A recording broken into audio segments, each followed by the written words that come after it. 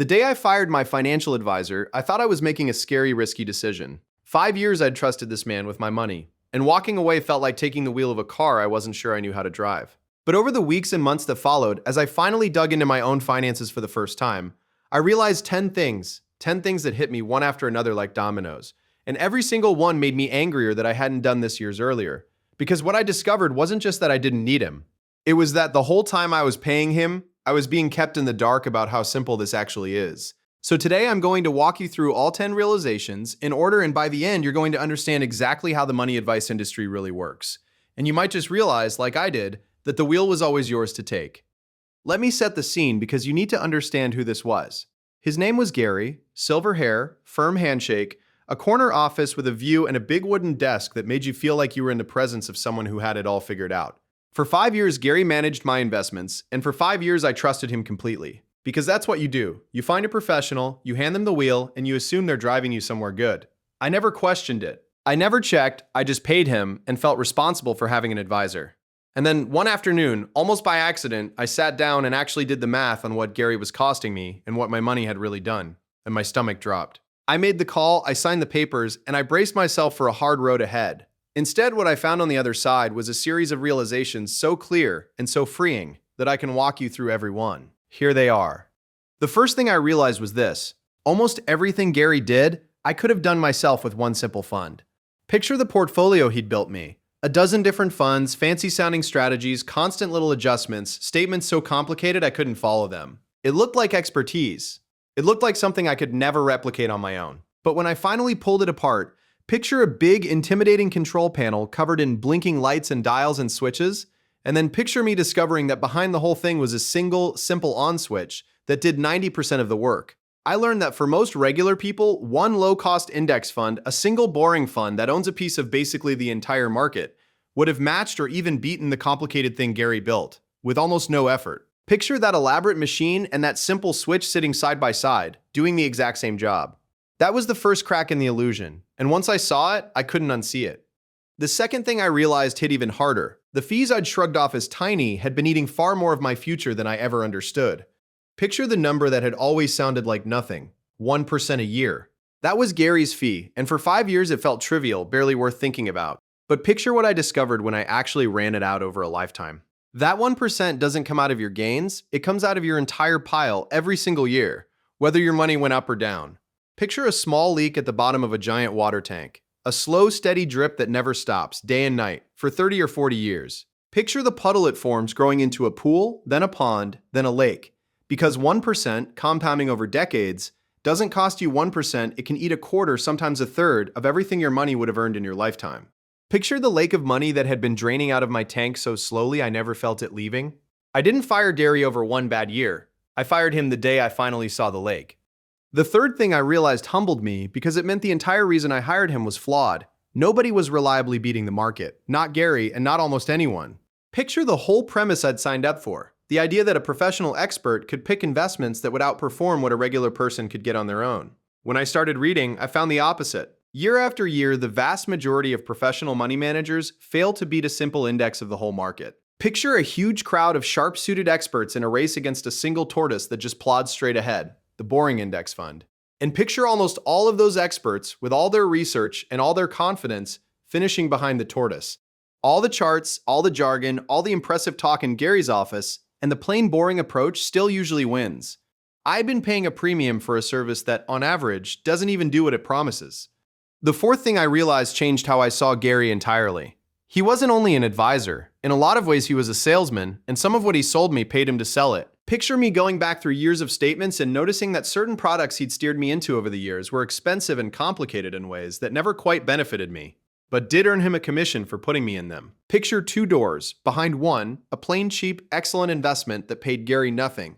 Behind the other, a complicated, expensive product that sent him a check for every client he pushed through it. And picture which door he kept guiding me toward. I'm not saying every advisor works this way, many don't. But I realize that some advisors are salespeople wearing the costume of a trusted expert. And from the outside, sitting across that big wooden desk, I never could have told the difference. Now let me pause here, because as these first 4 realizations stacked up, something clicked that ties them all together. And it's the thing I most need you to understand. I realized that the way many advisors get paid is often in direct opposition to the way you build wealth. Picture a table with me on one side and Gary on the other, and picture that every dollar of fees and commissions that slid across to his side was a dollar that came off of mine, and not just once, but a dollar that would have compounded and grown for decades. His incentive was for me to stay invested through him, in complicated things, feeling like I needed him, paying him every year. Forever, my incentive was the exact opposite: simple, cheap, and independent. Picture those two arrows pointing in opposite directions. For 5 years, I thought we were on the same team, when we were often sitting on opposite sides of that table, realizing that was worth more than anything Gary ever put in my portfolio. Now let's keep going, because the next 6 realizations got even more personal. The 5th thing I realized was strangely freeing. I was never actually behind. I just felt like I was, and that fear was a huge part of what kept me paying. Picture the anxiety I'd carried for years, the quiet dread that I'd messed up, that everyone else had it figured out, that investing was too complicated and scary to face on my own. That fear is exactly what sends people into offices like Gary's in the first place. Picture a person staring up at a mountain that looks impossibly tall and treacherous, hiring a guide to get them up it, and then picture them discovering, once they start climbing, that it was a gentle hill the whole time. I realized the fear was the product. The scarier and more complicated the whole thing sounds, the more you feel like you can't do it without a professional. But the basics of building wealth are genuinely simple, and almost nothing in the industry is set up to tell you that. The 6th thing I realized was the most practical, and I wish I'd understood it a decade earlier. The things that actually build wealth had almost nothing to do with Gary. Picture the 3 real drivers, the ones I found at the center of every story of an ordinary person who got wealthy. 1. How much you save and invest month after month. Your savings rate, which is entirely in your control, not an advisor's. 2. How early you start, letting time and compounding do the heavy lifting. And 3. Whether you can stay calm and not panic sell when the market drops. Picture wealth being built from these 3 simple bricks: save consistently, start early, don't panic, and picture Gary standing off to the side, barely touching any of them. The people who build real wealth do it through their own behavior, not an advisor's genius. And the ones who stay stuck usually do it by chasing hot tips and panicking at the bottom. Things no fancy advisor reliably fixes, and sometimes makes worse. The 7th thing I realized was almost funny in a dark way. Gary was collecting the most from me precisely in the moments the right move was to do nothing at all. Picture the market crashing, everything drenched in red, and picture me in previous years calling Gary in a panic asking what we should do. The honest best answer in those moments was almost always to hold on, stay invested, and wait. To do absolutely nothing, but picture a calm sea in a raging storm, and picture Gary collecting the exact same fee in both, while the correct move in the storm was simply to not jump off the boat. I realized the single most valuable piece of investing wisdom there is, don't just do something, stand there, is so simple that paying someone 1% of everything you own every year for the rest of your life to hear it is one of the worst deals imaginable. The 8th thing I realized brought some fairness back into it. Good advice can absolutely be worth paying for, but the way Gary charged was the problem, not the idea of advice itself. Picture the honest distinction I finally understood. There are 2 very different kinds of advisor. The first, like Gary, takes a percentage of everything you own every single year, forever. So the more your money grows, the more they take, even though their actual work didn't get any harder. The second charges a flat fee. Like any other professional, a set price for real advice, the way you pay a plumber or a lawyer for a specific job. Picture the difference between a locksmith who charges you $50 to open your door and a locksmith who insists on taking 1% of everything inside your house every year for the rest of your life for that same job. I realized if I ever pay for financial advice again, I'll pay a flat fee for the advice itself, and never again hand someone a slice of my entire future just to manage a few simple things. The 9th thing I realized felt almost like waking up. The whole industry is designed to make simple things feel impossible, so you never try them yourself. Picture the fog I'd been living in for years, the confusing acronyms, the intimidating paperwork, the endless products with complicated names, all of it wrapped around what is, underneath, a very simple set of ideas. Picture a person standing at the edge of that fog, unable to see that just a few steps in there's solid, simple ground. Save money, buy a broad, low-cost fund, leave it alone for decades. I realized none of that complexity exists because investing requires it. It exists because a confused customer is a loyal customer. The moment you understand how simple it actually is, you stop needing them. And so much of the industry is built to make sure that moment never arrives. And the 10th thing I realized once all the others had sunk in was the one that stung the most. Firing Gary was one of the best financial decisions I'd ever made, and I could have made it years sooner. Picture me running the final numbers. The fees I'd now stopped paying, compounded over the decades I have left, would likely put hundreds of thousands of dollars back into my own future instead of his. Picture 2 versions of my life splitting apart. One where I kept handing Gary a slice of everything forever, and one where I took the wheel myself and picture the enormous pile of money that separated those two futures. That pile was the true cost of my hesitation. Every year I waited, thinking I needed him, was a year that gap grew wider. I didn't just wish I'd fired him, I wished I'd fired him sooner, because sooner was worth a small fortune. Now, I want to be fair here, because this isn't me telling you that every financial advisor is a villain. They're not. There are genuinely excellent, honest advisors who put clients first, who charge fair, flat fees, and who are worth every dollar for people with truly complex situations. A business, an inheritance, a complicated tax picture.